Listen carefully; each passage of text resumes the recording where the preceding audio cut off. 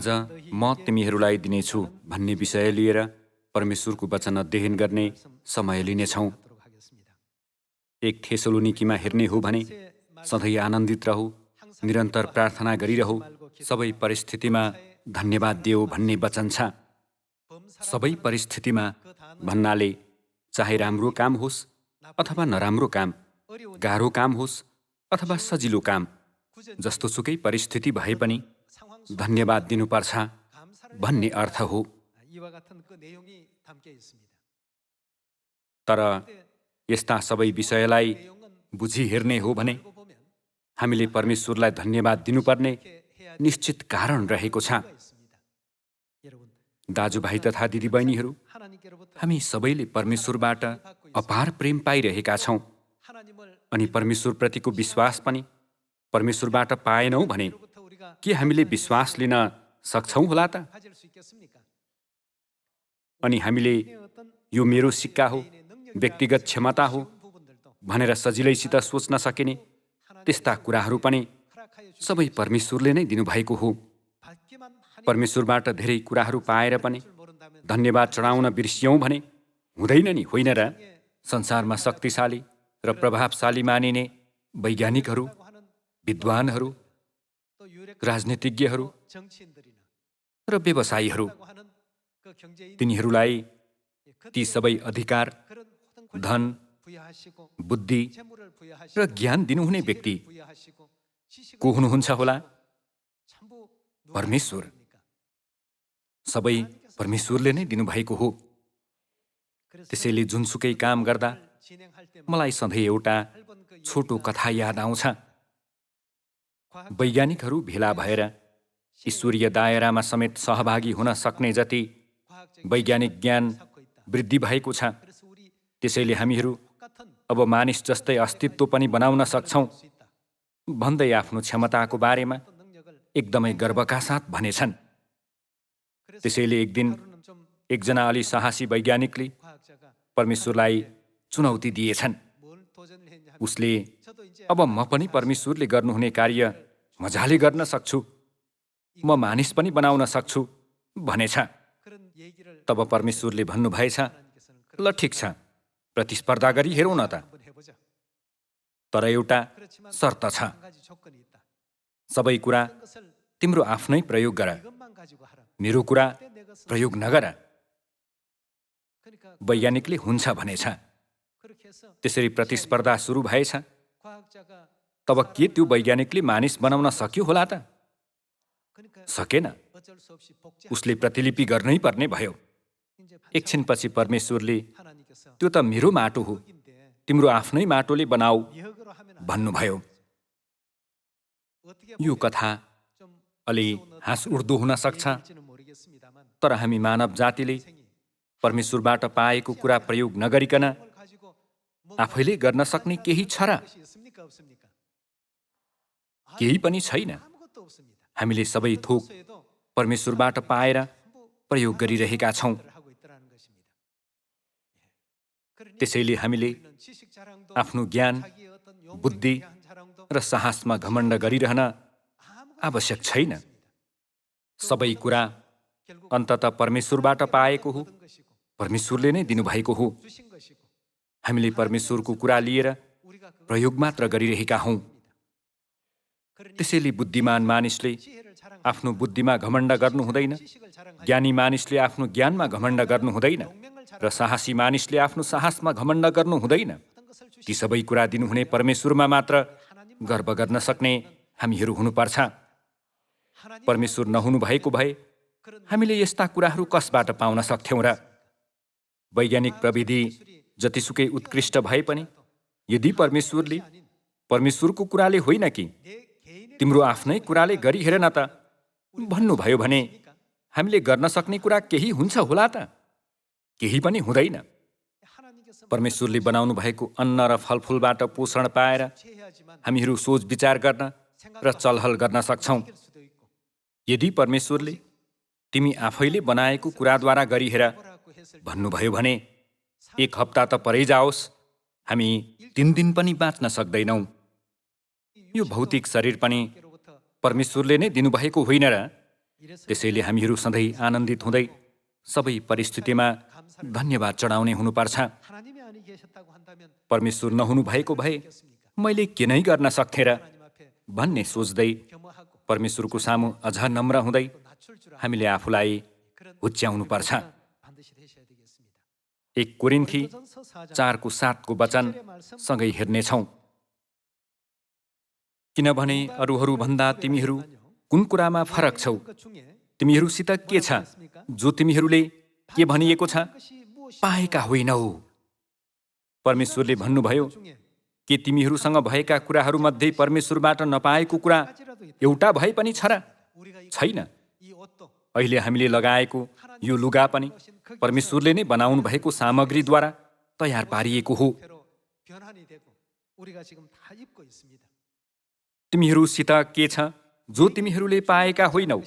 अनि तिमीहरूले त्यो पाएका छौ भने त्यो चाहिँ वरदान होइन जस्तै गरी किन तिमीहरू घमण्डले फुल्दछौ? त्यसैले यी कुराहरू महसुस गर्ने मानिसहरू चाहिँ सधैँ आनन्दित र नम्र हुनुपर्छ। म यो कार्यमा अरूहरूभन्दा उत्तम छु भनेर यसरी घमण्ड गर्ने मन लिनुभन्दा बरु यी सबै कुरा परमेश्वरले नै दिनुभएको हो भन्ने सोच्दै यस्तो अनुग्रह दिनुहुने परमेश्वरलाई अझ धेरै धन्यवाद र महिमा चढाउने हामीहरू हुनुपर्छ नि। पद 7 फेरि हेर्नेछौँ। किनभने अरूहरूभन्दा तिमीहरू कुन कुरामा फरक छौ? तिमीहरूसित के छ जो तिमीहरूले पाएका होइनौ? अनि तिमीहरूले त्यो पाएका छौ भने त्यो चाहिँ वरदान होइन जस्तै गरी किन तिमीहरू घमण्डले फुल्दछौ? तिमीहरू तृप्त भइसकेका छौ, तिमीहरू धनी भइसकेका छौ। हामी बिना नै तिमीहरू राजा भएका छौ। तिमीहरूले साँच्चै राज्य गरेका भए हुन्थ्यो ताकि हामी पनि तिमीहरूसँगै राज्य गर्न सकौँ। यहाँ दिनुभएको वचनमा हामीले परमेश्वरबाट नपाएको कुरा केही पनि छैन भन्ने जानकारी दिइएको छ। त्यसैले बाइबलमा हेर्ने हो भने परमेश्वरले म तिमीहरूलाई सबै कुरा दिनेछु अथवा तिमीहरूलाई दिनेछु भन्नुभएको वचन धेरै देख्न सकिन्छ नि, होइन र? तर बुझी हेर्ने हो भने हामीले परमेश्वरबाट पाएको कुरा चाहिँ संसारका मानिसहरू एकदमै चकित हुने कुराहरू हुन्। आज बाइबलद्वारा तीमध्ये केही पत्ता लगाई हेरौँ। उत्पत्ति 1:29 हेर्नेछौँ।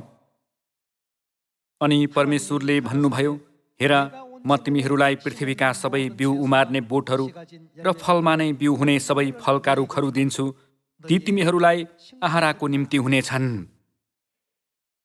यदि परमेश्वरले यहाँ म तिमीहरूलाई दिन्छु नभन्नु भएको भए मानव जाति यो पृथ्वीमा जन्मिए पनि हप्ता 10 दिनसम्म टिक्न सक्थ्यो होला त?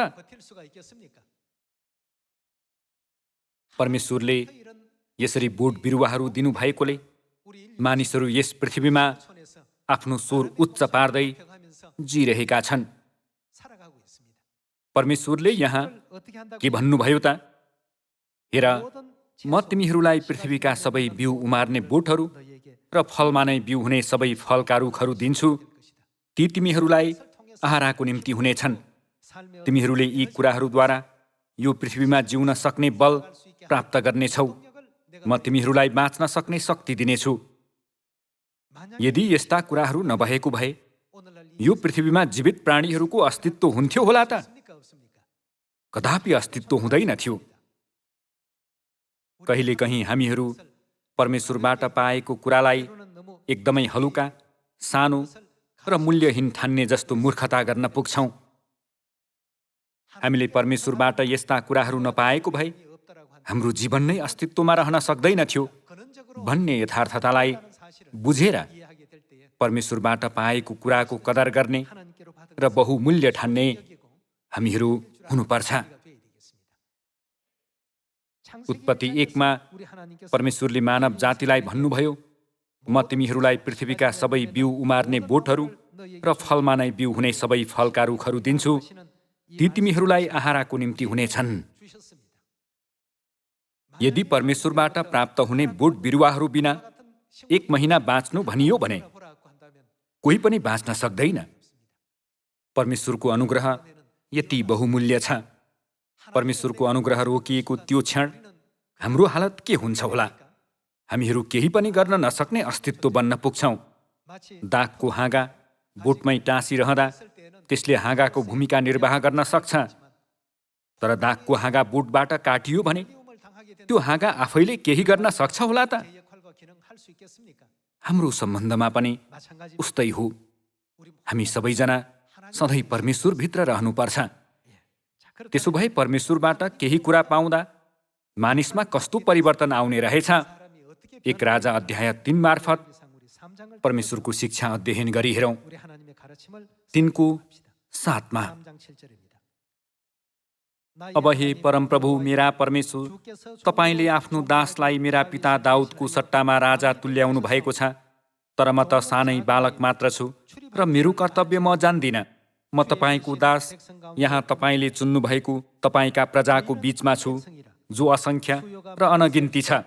यसकारण तपाईँको प्रजालाई ठिकसित शासन गर्नलाई बुझ्ने मन आफ्नो दासलाई दिनुहोस् र त्यसले असल र खराबको भेद छुट्याउन सकोस्, किनकि तपाईँको यस ठुलो प्रजालाई कसले शासन गर्न सक्छ र? सोलोमनले यो कुरा मागेकामा परमप्रभु प्रसन्न हुनुभयो। यसकारण परमेश्वरले तिनलाई भन्नुभयो, तैँले यो कुरा मागेकोले र तैँले आफ्नो निम्ति लामो आयु, सोलोमनले 200 अथवा 300 वर्षको लामो समयसम्म जिउने गराइदिनुहोस् भनेर मागेनन्। अथवा धन सम्पत्ति वा तेरा शत्रुहरूको प्राण नमागेको, तर ठिकसित न्यायको निधो गर्नलाई बुद्धि मागेको कारणले तैँले मागेको म पुरा गर्नेछु। म तँलाई बुद्धिमान र निधो गर्न सक्ने मन के गर्नेछु भन्नुभयो त? दिनेछु भन्नुभयो। यस अघि सोलोमन बुद्धिमान, चतुर र निधो गर्न सक्ने मन भएका व्यक्ति थिएनन्। तर परमेश्वरबाट बुद्धि र समझ शक्ति पाएपछि सोलोमन महान व्यक्तिमा परिणत भए। उनको बुद्धि र कीर्ति छिमेकी देशहरूसम्म फैलियो। सेवा देशकी महारानी समेत सोलोमनको बुद्धिका कुरा सुन्न प्रशस्त सुन र बहुमूल्य रत्नहरू लिएर सोलोमनलाई भेट गर्न आएको इतिहास पनि बाइबलमा छ नि, होइन र? परमेश्वरले सोलोमनलाई म तँलाई बुद्धिमान र निधो गर्न सक्ने मन दिनेछु भन्नुभयो। परमेश्वरले बुद्धि दिनेछु भन्नुभएको मानिस बुद्धिमान बने, विश्वास दिनेछु भन्नुभएको मानिस ठुलो विश्वासको पात्र बने र प्रचारको जोस दिनेछु भन्नुभएको मानिस चाहिँ परिश्रमका साथ प्रचार गर्ने पात्रको रूपमा परिणत भए। जुनसुकै कुरा भए पनि परमेश्वरबाट केही पाएको व्यक्तिले आफ्नो वरिपरिका मानिसहरू माझ परमेश्वरको महिमा र शक्ति प्रकट गरेको इतिहास 1 राजा अध्याय 3 निश्चित गर्न सक्छौँ। हामी 12 को वचन फेरि हेर्नेछौँ। तैँले मागेको म पुरा गर्नेछु, म तँलाई बुद्धिमान र निधो गर्न सक्ने मन दिनेछु कि तेरो अघि त जस्तो कहिले कोही भएको छैन, न तेरो पछि कहिल्यै अरू कोही हुनेछ। अनि परमेश्वरले अझ के दिनेछु भन्नुभयो त? 13 यसबाहेक तैँले नमागेका ती कुराहरू अर्थात् धन सम्पत्ति र मान पनि म तँलाई दिनेछु, यहाँसम्म कि तेरो जीवनकालमा राजाहरूमध्ये कुनै पनि तेरो बराबरी हुने छैन। अनि तेरो पिता दाउदले गरे झैँ यदि तँ मेरा मार्गमा हिँडिस् र मेरा धर्मविधिहरू र आज्ञाहरू पालन गरिस् भने म तँलाई दीर्घायु तुल्याउने छु। यहाँ म तँलाई दीर्घायु तुल्याउने छु भन्नुभएको छ। यस्तो विषयलाई हेर्दा परमेश्वरले दिनेछु भन्नुहुँदा त्यो जुन कुरा भए पनि त्यसलाई पाउने व्यक्ति के भएको थियो त? परिवर्तन भएको थियो। कुनै पक्षमा उत्कृष्ट भएर धेरै मानिसहरूलाई प्रभावित तुल्याउने अस्तित्व बन्न सकेको थियो। यसकारण परमेश्वरबाट केही पाउनु भनेको एकदमै बहुमूल्य कुरा हो। यो पृथ्वीमा जीवन पाएको कुरा पनि एकदमै बहुमूल्य छ। पितामातासँगै यो विश्वासभित्र रहन सकेको यो यथार्थता पनि एकदमै महत्त्वपूर्ण विषय होइन र? हामीले सोलोमन, दाउद, पत्रुस, यूहन्ना र पावल जस्तो हुने रहर गरिरहनु पर्दैन। यस युगका हामीहरू सबैजना विगतका विश्वासका पुर्खाहरूभन्दा सबैभन्दा रहरलाग्दो युगमा जिइरहेका छौँ। सबैभन्दा रहरलाग्दो वातावरणमा विश्वासको बाटो हिँडिरहेका छौँ। यो कुरा जसरी भए पनि याद राख्नुहोस् भन्ने चाहन्छु। यो युगमा स्वर्गीय पिता र स्वर्गीय मातालाई ग्रहण गर्न पाएका हामीहरू अति नै आशिषित छौँ नि, होइन र? माताको वचन पनि हामीलाई आवश्यक परेको बेला दिनदिनै सुन्न सक्छौँ नि, होइन र? यस भौतिक संसारमा पुरिएर आत्मिक कुराहरूलाई बिर्सने हामीहरू हुनु हुँदैन। आत्मिक संसारलाई एकपटक निहालेर हेर्नुहोस्। 66 भागको पुस्तक बाइबलमा सबैभन्दा आशिषित मानिसहरू को होलान्? परमेश्वरको अनुग्रह सबैभन्दा धेरै कसलाई दिइएको छ? सबै पुस्तक हेर्ने हो भने वर्तमान युगमा जिरहेका हामीहरू हौँ। बाइबलमा ताकि हामीसँग मात्रै तिनीहरू सिद्ध तुल्याइउन् भनेर भनिएकोले यदि हामी यो युगमा नभएको भए पावल, पत्रुस, यूहन्ना, मोसा, अब्राहम र नोआ सबै के हुन्थे होला? पूर्णता भन्ने कुरा हुन नसक्ने युगमै समाप्त हुने थिए नि, होइन र? यदि हामीले सानै क्षमता भए पनि परमेश्वरको महिमा प्रकट गर्नमा प्रयोग गर्यौं भने त्यो महिमा अझ ठुलो हुन्छ भन्ने कुरा जसरी भए पनि याद राख्नुहोस् भन्ने चाहन्छु। परमेश्वरले हामीलाई दिनुभएको कुरा यति मात्र होइन नि। हामी यूहन्ना अध्याय 10 मा पल्टाइ हेरौँ। यूहन्ना 10 को 24 को वचन हेर्ने हो भने यहुदीहरूले उहाँका चारैपट्टि भेला भएर सोधे, कहिलेसम्म तपाईँ हामीलाई दोधारमा राख्नुहुन्छ? तपाईँ ख्रिस्ट हुनुहुन्छ भने हामीलाई स्पष्ट भनिदिनुहोस्। येशूले तिनीहरूलाई जवाफ दिनुभयो, मैले तिमीहरूलाई भनिसकेको छु, तर तिमीहरू विश्वास गर्दैनौ। मेरा पिताको नाउँमा जे काम म गर्दछु तिनीहरूले मेरो गवाही दिन्छन्, तर तिमीहरू विश्वास गर्दैनौ, किनभने तिमीहरू मेरा भेडा मध्येका होइनौ। मेरा भेडाहरूले मेरो स्वर सुन्छन् र तिनीहरूलाई म चिन्छु र तिनीहरू मेरो पछि आउँछन्। तिनीहरूलाई म के दिन्छु त? अनन्त जीवन दिन्छु र तिनीहरू कहिल्यै नष्ट हुने छैनन् र कसैले तिनीहरूलाई मेरो हातबाट खोसी लैजाने छैन। अनन्त जीवन पाएका मानिसहरूको आशिषको कुनै सीमा हुँदैन। अनि यसको अतिरिक्त सियोनमा रहनेहरू, नयाँ करारको सत्यतालाई विश्वास गर्नेहरू र पवित्र आत्मा र दुलहीलाई विश्वास गर्नेहरूलाई स्वर्ग राज्यको अनन्त उत्तराधिकार दिइनेछ। त्यसो भए सोलोमनको बुद्धि, पावलको जोश र पत्रुसको विश्वासको लालसा गरिरहन आवश्यक छ त? त्यो पनि उत्कृष्ट र राम्रो त हो, तर वास्तवमा उनीहरूले यो युगमा जिरहेका हामीहरूको अझ बढी लालसा गर्छन्। यो कुरा बुझेर हामीले परमेश्वरलाई सधैँ धन्यवाद चढाउनुपर्छ। परमेश्वरले यूहन्ना अध्याय 10 मा हामीलाई म अनन्त जीवन दिन्छु र तिमीहरू कहिल्यै नष्ट हुने छैनौ भन्नुभयो। कहिल्यै नष्ट नहुने यो आशिष पाउनु मात्र पनि कति धन्यको कुरा हो। योभन्दा अझ महान आशिष छ होला त? सारा ब्रह्माण्डमा योभन्दा महान आशिष छैन भनी विश्वास गर्दछु। यूहन्ना 10 को 34 को वचनसँगै हेरौँ। येशूले तिनीहरूलाई जवाफ दिनुभयो, के तिमीहरूको व्यवस्थामा यसो लेखिएको छैन? मैले भने तिमीहरू देवहरू हौ। यदि जस कहाँ परमेश्वरको वचन आयो तिनीहरू देवहरू कहलाइन्छन् भने धर्मशास्त्र भङ्ग हुन सक्दैन। पिताले पवित्र तुल्याएर संसारमा पठाउनु भएको व्यक्तिले म परमेश्वरको पुत्र हुँ भन्दा कसरी ईश्वर निन्दा हुन्छ? यदि मैले मेरा पिताका काम गरेको छैन भने म माथि विश्वास नगर, तर यदि म पिताका काम गर्दछु र पनि तिमीहरू म माथि विश्वास गर्दैनौ भने यी कामहरूमाथि विश्वास गर भन्नुभयो। 13 को 34 मा दिनुभएको वचनमा पनि हेर्ने हो भने एउटा नयाँ आज्ञा म तिमीहरूलाई कसो गर्छु त? दिँदछु भन्नुभयो। परमेश्वरले सोलोमनलाई म तँलाई बुद्धि दिनेछु भन्नुभयो। अनि अघि भर्खरै हेरेको यूहन्ना 10 मा अनन्त जीवन दिनेछु भन्नुभयो। र यहाँ यूहन्ना 13 मा पनि नयाँ आज्ञा दिँदछु भन्नुभयो। परमेश्वरबाट पाउने उपहारहरूमा पनि विभिन्न किसिमहरू छन्। बुद्धि, ज्ञान, विश्वास, जीवन, अधिकार र महिमा सम्बन्धी कुराहरू छन्। परमेश्वरबाट आउने कुराहरूमध्ये एउटालाई पनि त्याग्न सकिँदैन। यहाँ हेर्दा परमेश्वरले हामीलाई के दिनुभएको छ? नयाँ आज्ञा तिमीहरूलाई दिँदछु, अर्थात् नयाँ करार। यो कसले दिनुभएको हो त? परमेश्वरले दिनुभएको हो।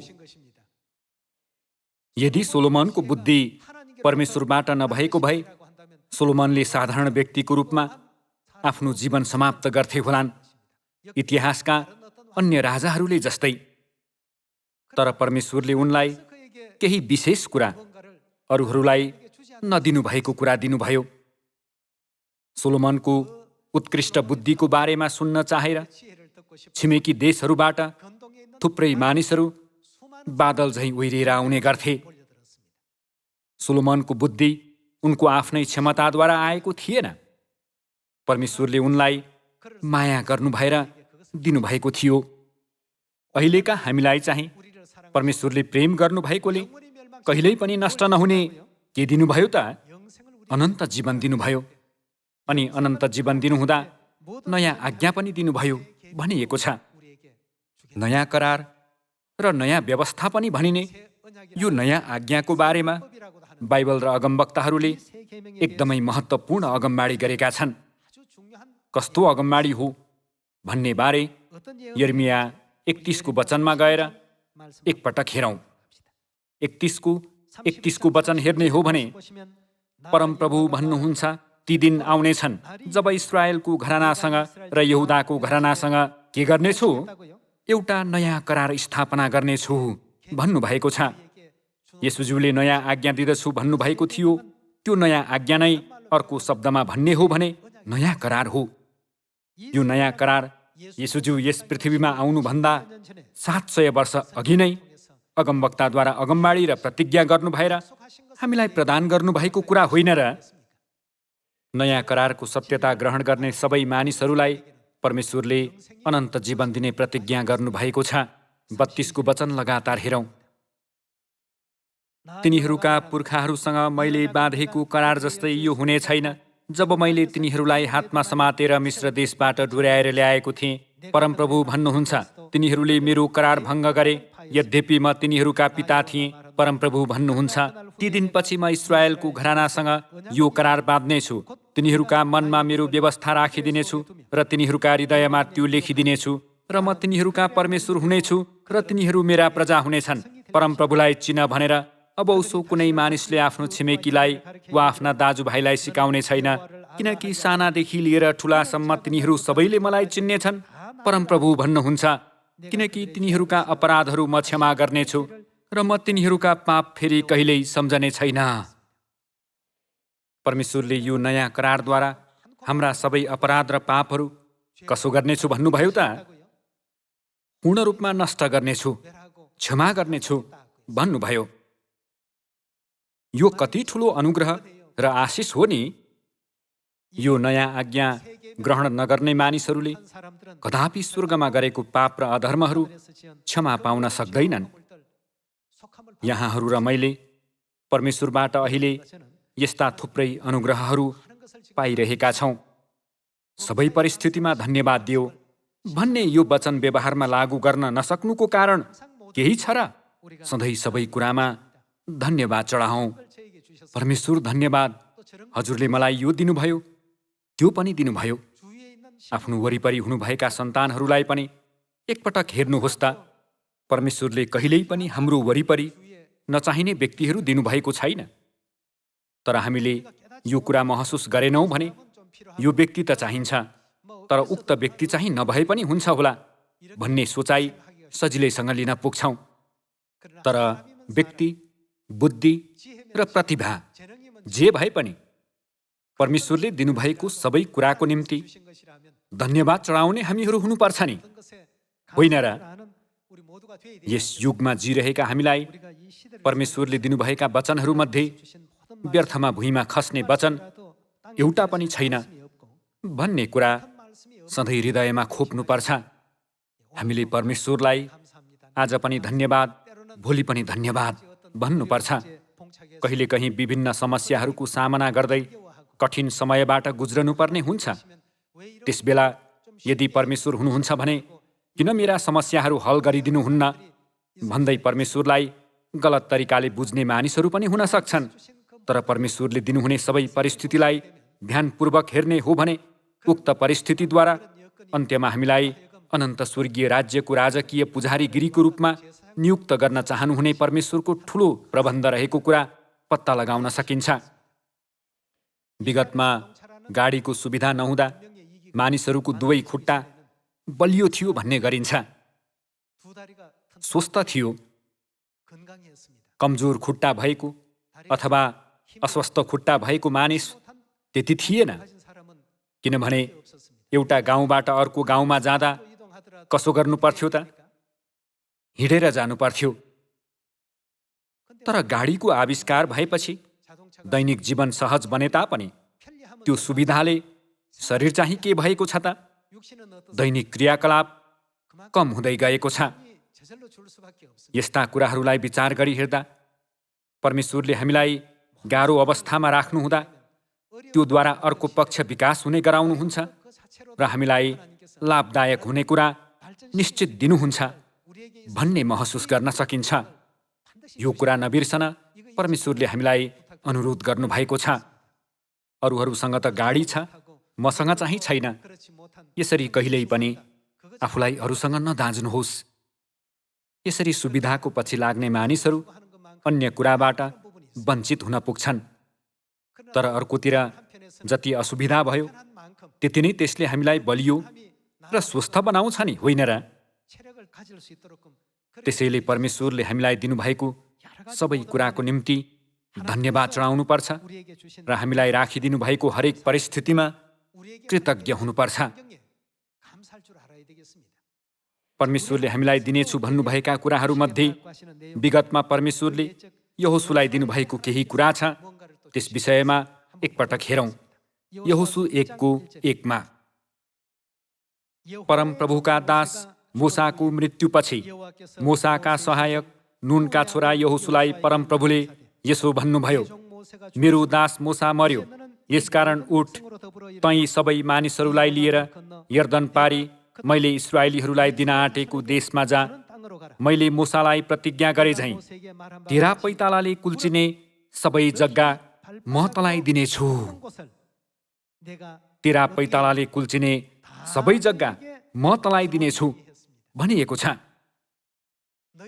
यो साँच्चै परमेश्वरको अद्भुत आशिष होइन र? परमेश्वरले सोलोमनलाई बुद्धि दिँदछु भन्नुहुँदा सोलोमन मानव इतिहासकै सबैभन्दा बुद्धिमान राजा बने। परमेश्वरबाट केही कुरा पायो भने त्यो पाउने व्यक्ति संसारकै उत्कृष्ट बन्छ। यहाँ परमेश्वरले यहोशुलाई पनि तेरा पैतालाले कुल्चिने सबै जग्गा के गर्नेछु, म तँलाई दिनेछु भन्नुभयो। हाम्रो सुसमाचार पनि उस्तै हो। सामरियादेखि पृथ्वीको अन्तिम छेउसम्म हामीले पाइला टेक्यौँ भने सामरियादेखि पृथ्वीको अन्तिम छेउसम्म सुसमाचार प्रचार हुनेछ।